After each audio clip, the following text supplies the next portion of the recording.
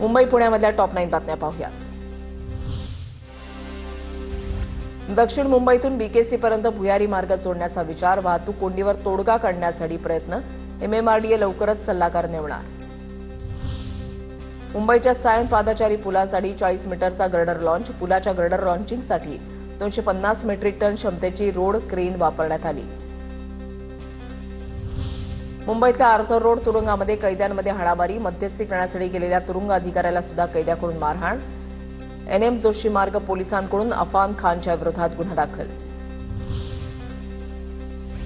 कुलाब्यापासून थेट ठाणे कल्याणपर्यंत मेट्रो रेल्वेचं जाळं विणण्यात येणार। प्रकल्पासाठी नगरविकास विभागानं मुंबई मेट्रो रेल्वे एमएमआरडीएला तब्बल 461 कोटी 80 लाख रुपयांचा निधी वितरित केला।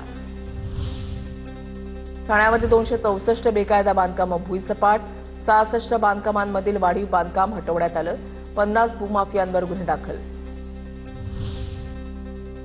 मुंबई पालिकेनं नाल्यांमधील तणंगणारा कचरा काढण्यासाठी विशेष मोहीम हाती घेतली, विभागीय पातळीवर मोहीम राबवण्यात येणार।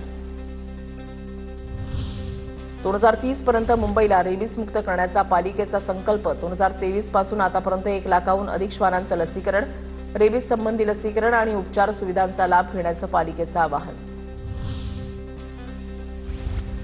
खोट्या दिव्यांग व्यक्तींची शारीरिक तपासणी करा, प्रहार दिव्यांग क्रांती संघटनेची तुकाराम मुंडे यांच्याकडे मागणी।